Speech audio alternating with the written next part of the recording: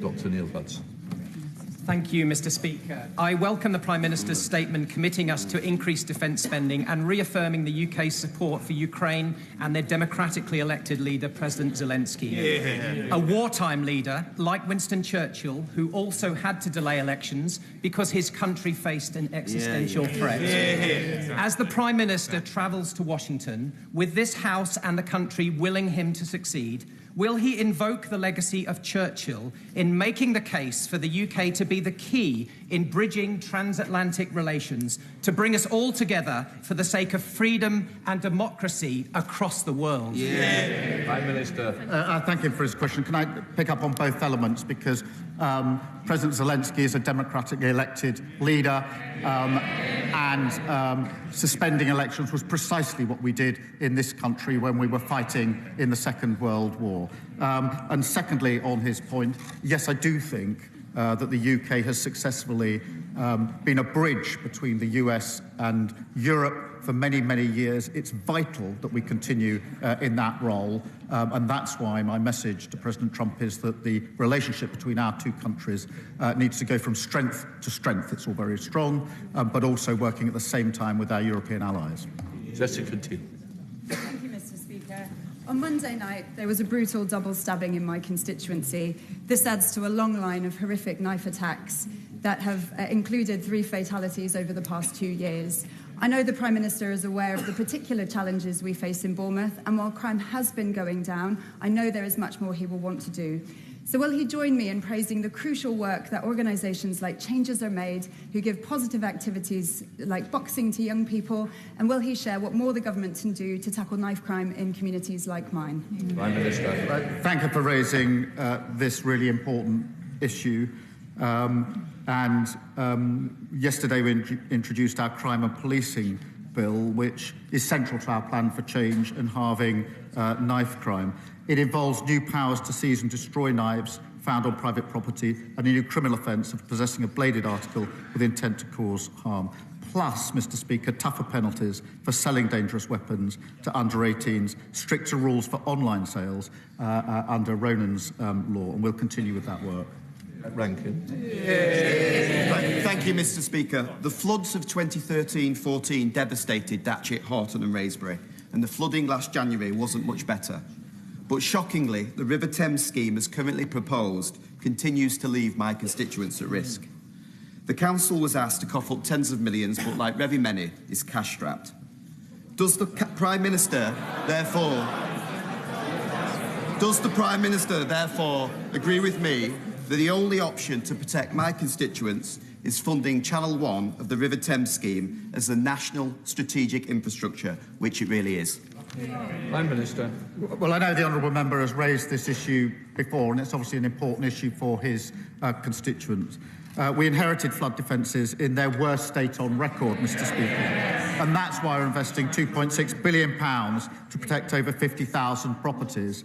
I understand that the options to reduce flood risk to these communities are being considered as part of the Datchet and Hythe End Flood Alleviation Scheme, and I'll ensure that he has a meeting with the relevant minister to take forward the work. Sally Jameson. Thank you, Mr Speaker. In order for the government's growth agenda to be a success, it must be felt in all areas of the country, including Doncaster and South Yorkshire, where we have green growth transport companies, including hybrid air vehicles and clean power hydrogen, alongside the reopening of Doncaster Sheffield Airport. So will the Prime Minister put on his record support for Mayor Ros Jones, who has led on the airport reopening, and also set out how the growth agenda will override those traditional patterns of investment mainly in the south of England and bring prosperity to South Yorkshire and indeed the north as a whole? Prime Minister. Yes, I will. Doncaster's got a proud industrial heritage, rail, steel and coal, an extraordinary potential for industries of the future, from hydrogen to AI, and we are focused, Mr Speaker, on devolving more power and funding to metro mayors to support regional industry. We will work with the mayors of Doncaster and South Yorkshire to support efforts to reopen Doncaster Sheffield Airport. Graham Lambitter. Thank you, Mr Speaker. I have the privilege to represent the home of Speyside malts, some amongst the finest Scotch whiskies. Last week, the UK Government unveiled damaging plans to grant a different definition of single malt to English producers to that of Scottish single malts. This is entirely inconsistent with the global reputation of the quality of single malts and seeks to tear up a well-established definition of what a single malt is, pulling the rug yet further from underneath the Scotch whisky industry. Given the backlash from the industry to this and the damage this could cost to Scotch whisky exports and jobs, will the Prime Minister's word on whisky be his whisky bond by backing the industry to the hilt and scrapping these plans? Prime Minister. Mr. Speaker, we do support Scotch whisky. It's a really important part of our economy, and that's why we allocated £5 million in the budget and why we're working with Brazil, which is worth £25 million for Scotch whisky. It's what we're doing to support industry and sectors in Scotland. And in addition to that, in another sector, at the weekend I was very pleased to be able to announce the £200 million investment in Grangemouth and the future for generations there. Steve Race. Speaker, yesterday I returned from Ukraine, having spent 4 days with a cross-party delegation of parliamentarians. The Ukrainians we met from across society had one simple message. They were deeply thankful for our partnership, and they want us to know that they can overcome the Russian invasion because they must. Does the Prime Minister agree with me that alongside our welcome 100-year partnership, now is the time for the UK to redouble our efforts alongside our European partners to help secure Ukraine's future as a free, democratic and sovereign European nation? Yes, I do, and I'm really proud of the way the United Kingdom has risen to the challenge of the last 3 years in a united way, both in terms of the capability and funding that we provided to Ukraine, but also the throwing open of homes here for those fleeing. And I was privileged to welcome some of the families to Downing Street on Monday, and it was a human reminder of the impact that it's having on them, their children and their families. Dr. Kieran Millen. Thank you. Thank you, Mr. Speaker. The whole House wants the Prime Minister's meeting with President Trump to be a success, which requires credibility on our defence spending commitments. The Leader of the Opposition gave the Prime Minister an opportunity to unambiguously rule out the funding of any Chagos deal coming from the defence budget, and I'm not clear that he did that. I want him to be taken seriously in Washington, so I'll make it really easy for him. Will he rule out the funding of any Chagos deal coming from the defence budget, yes or no? Yes. Prime Minister. Speaker, as I said, when the deal is complete, I will put it before the House with the costings. The money yesterday was allocated to our capability, the single biggest increase, sustained increase in defence spending since the Cold War. Diane Abbott. The whole country stands behind the people of Ukraine. But there is also a view that taking money from aid and development to spend on armaments and tanks makes people less safe, not more safe, because the desperation and the poverty that so often leads to warfare is what aid and development money is supposed to counter. Mr. Speaker, as I said yesterday, the overseas development is important. I'm proud of what we've done. It wasn't a decision I took lightly or I wanted to take, but it is important at this moment that we put the defence spending, the defence and security of our country and Europe uppermost. We will, of course, make sure that we're able to fulfil our humanitarian obligations in relation to Gaza, Ukraine and Sudan and other vital work. And I want to be clear that we do, of course, want to go back and increase that funding as soon as we're able to do so. Simon Hall. Thank you, Mr. Speaker. I hope the Prime Minister knows that when he does travel to Washington to meet the former leader of the free world, he does so with the hopes and prayers of this House and the country. Probably no more serious a meeting could be taking place. Now, whilst Ukraine will clearly dominate, will the Prime Minister undertake to raise with President Trump that Canada is a valued, respected and much-loved member of both NATO and our Commonwealth, and that this childish nonsense of a 51st state should be called out by the Prime Minister for what it is? Prime Minister. Well, I thank him for raising this issue. UK and Canada are close allies and have been for a very long time, with a partnership based on a shared history and a shared set of values and a determination to be an active force for good in the world. We work closely with them on issues of the Commonwealth, on NATO, and of course Five Eyes, intelligence sharing, and we will work to strengthen that relationship. Michelle Scrocklin. Thank you, Mr. Speaker. Barrow-in-Furness has always been ahead of the times in terms of high-skilled engineering. In light of the Prime Minister's historic commitment to rise defence spending, the biggest increase since the end of the Cold War, I invite him to visit and see the many SMEs who can support this vital supply chain. Does he agree that investing in these businesses will not only deliver our nuclear deterrent, but improve security and the economy for us all? Well, I thank her for raising this question, and we'll obviously consider her invitation. Defence spending, Mr. Speaker, already supports more than 430,000 jobs across the United Kingdom, and I'd like to recognise the contribution made by the workers in Barrow-in-Furness. Wendy Morton. Mr. Speaker, in my constituency, the planning inspector chose to use the term grey belt to pass a battery energy storage system application before the order was laid in this House to change the NPPF, and without recognising the moratorium for local authorities to manage their local plans. This decision failed to recognise the green belt that protects us against urban sprawl, and it failed to recognise the proximity to a school, a church and a graveyard. So can the Prime Minister define what grey belt actually is, or is it simply a grey area to allow for inappropriate development? Prime Minister. Well, Mr. Speaker, I'm not across the details of the individual case that she raises, as she will understand, but I am in favour of making sure that we can have the infrastructure and the houses that we need to grow our economy. And one of the problems we had in the last 14 years was an assertion or rhetoric that we wanted homes and infrastructure, but when the decision all that came up, the answer was always no. The answer cannot always be no. John McDonnell. Can I thank the Prime Minister and the Foreign Secretary for their efforts to secure the release of Alaa Abdel Fattah, the human rights campaigner, the British human rights campaigner, who's been imprisoned in Egypt now for over 10 years. The Prime Minister will know, because he's met the family, that his mother is on the 150th day of her hunger strike and her health is failing rapidly.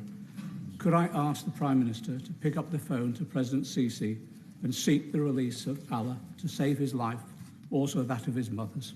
Prime Minister.